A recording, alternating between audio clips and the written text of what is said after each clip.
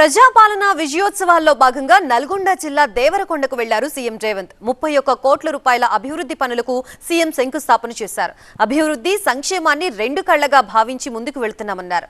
రాష్ట్రంలో వెనుకబడ్డ దేవరకొండ నియోజకవర్గానికి నీళ్లలా నిధులు పారిస్తామని భరోసా ఇచ్చారు సీఎం. అదే సమయంలో మాజీ సీఎం కేసీఆర్ పై ఫైర్ అయ్యారు. భారతదేశంలో గుజరాత్ కావచ్చు, ఉత్తరప్రదేశ్ కావచ్చు, మధ్యప్రదేశ్ కావచ్చు, రాజస్థాన్ కావచ్చు, నరేంద్ర మోడీ గారి పరిపాలన ఉన్న ఏ రాష్ట్రంలో అయినా నేను సవాలు విసురుతున్నా, మా తెలంగాణ రాష్ట్రంలో మేమే సన్న బియ్యం ఇస్తున్నాం తప్ప నరేంద్ర మోడీ పరిపాలించే గుజరాత్లో కూడా పేదలకు సన్న బియ్యం రావడం లేదు. దేవరకొండ బడిలో చదువుకున్న జైపాల్ రెడ్డి లంబడోళ్లను ఎస్టీలో ఇవాళ చేర్పించాడు. ఆడ ఈడ కొంతమంది కుట్రలు చేస్తారు. ఎవరెన్ని కుట్రలు చేసినా గిరిజనుల మధ్యలో పంచాయతీ తెంచి అందరు కలిసి ఉండేటట్టుగా ఈ ప్రభుత్వం ముందుకు తీసుకెళ్తుంది తప్ప ఒకరికి అన్యాయం చేసి ఇంకొకరిని ఏదో చెయ్యాలన్న ఆలోచన ఈరోజు మన ప్రభుత్వానికి లేదు.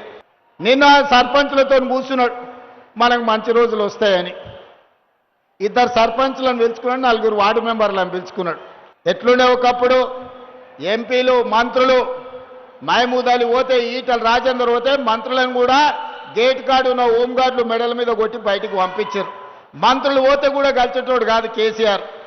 నిన్న చూస్తే సర్పంచ్ను 4 వార్డు మెంబర్లను కూర్చొని, అయ్యా బిడ్డ మనకు మంచి రోజులు వస్తాయని, నువ్వు నీ కొడుకు నీ అల్లుడు నీ బిడ్డ కలిసి 4 దిక్కుల తెలంగాణ రాష్ట్రాన్ని పీక్క తిన్నారు, దోసుక తిన్నారు. ఇంకా కూడా మీ ఆకలి తీరలేదా?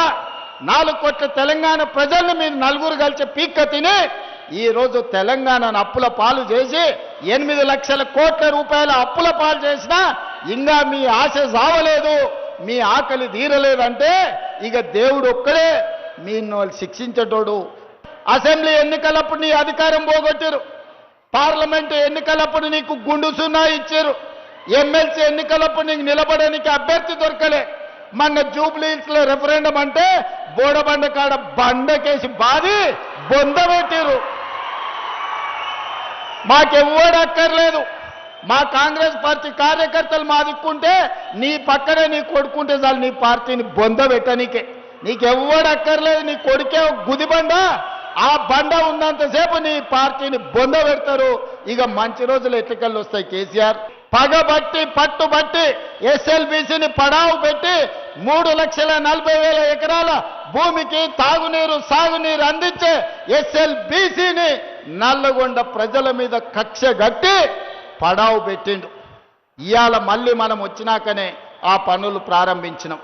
దాంట్లో ప్రమాదవశాత్తు ఒక 8 మంది చచ్చిపోతే మామ అల్లులు పైశాచిక ఆనందం డాన్సులు చేస్తారు. అమ్మయ్య చచ్చిపోయింది, ఇంకా ఎట్లన్నా ఎస్ఎల్బీసీ ఆగుతుందని. నేను చెప్పదలుచుకున్నా హరీష్ రావు గారికి, చంద్రశేఖర్ రావు గారికి, అక్కడున్న కార్మికులే కాదు మీరందరూ పోయి నాగార్జున సాగర్లను లేకపోతే శ్రీశైలంలో బండ కట్టుకొని దుంకినా మీ శవాలను ఎక్కిస్తాం తప్ప ఎస్ఎల్బీసీ పూర్తి చేస్తాం.